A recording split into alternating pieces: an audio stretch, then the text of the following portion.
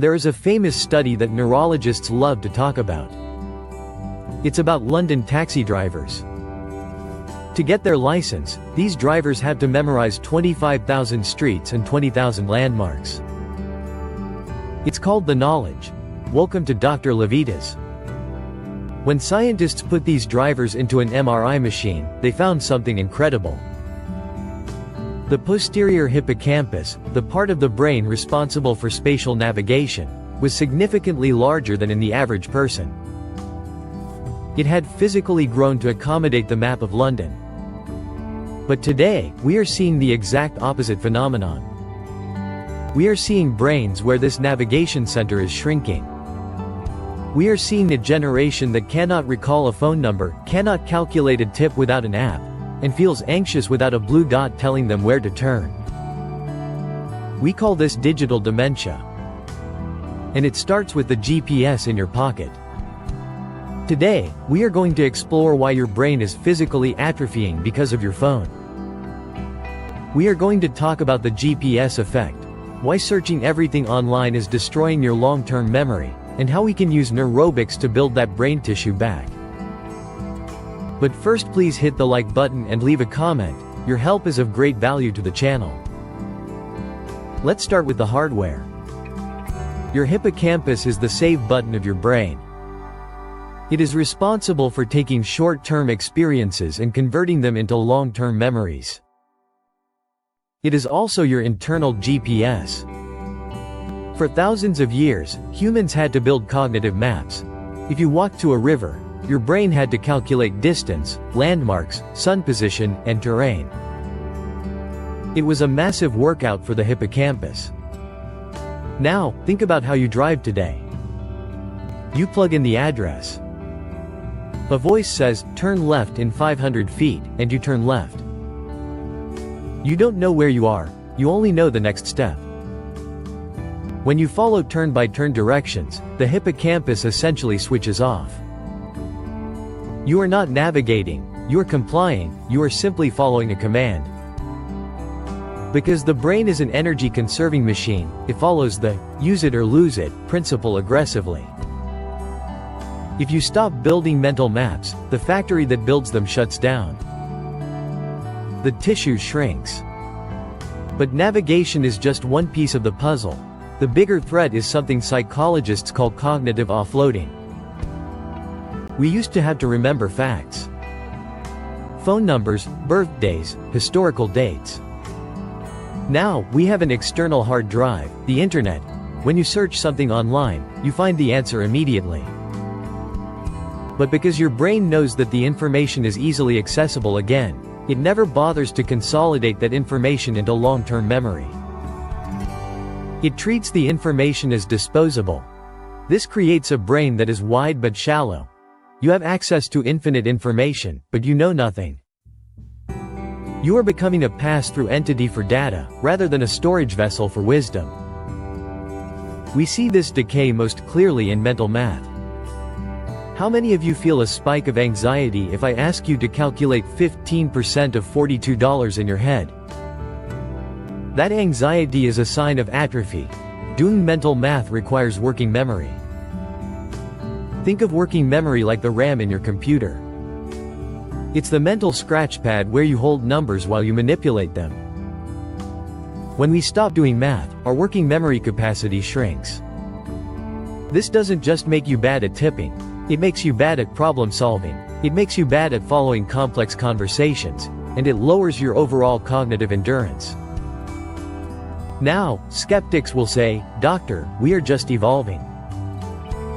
We don't need to remember those things anymore." That would be fine, if the damage was only functional. But it appears to be structural as well.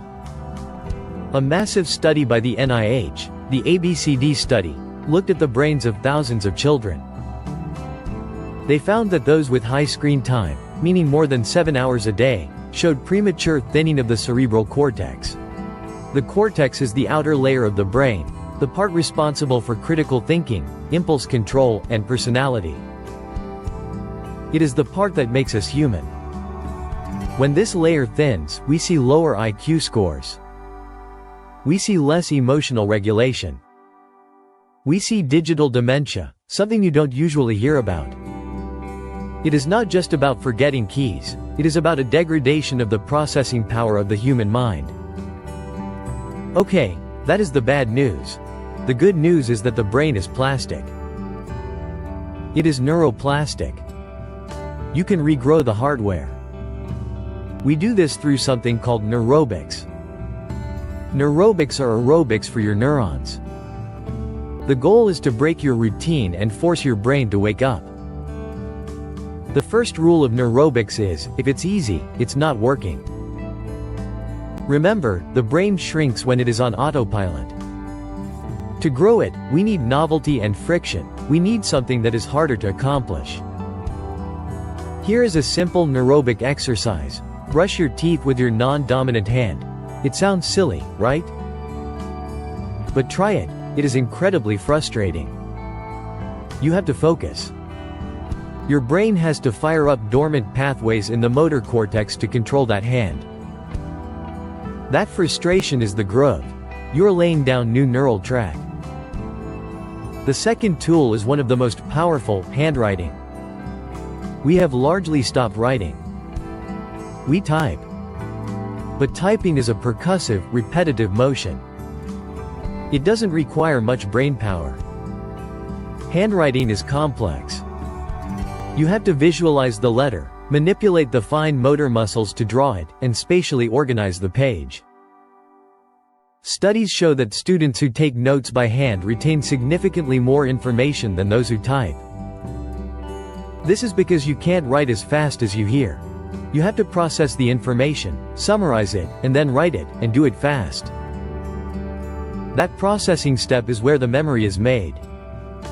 If you want to keep your brain sharp, buy a journal. Write 1 page a day. Do not type it. And finally, we have to reclaim our navigation. I want you to stop being a passenger in your own life. The GPS is a tool, not a crutch.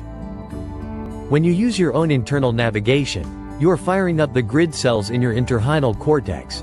You're literally expanding your reality. So let's get into the doctor's verdict. We are at a crossroads. We can continue to outsource our thinking to silicon, letting our own biological hardware wither away. We can become passive consumers of data, dependent on a battery charge to know where we are or who we are. Or, we can choose to use the high-performance machine between our ears. Here's my challenge for you.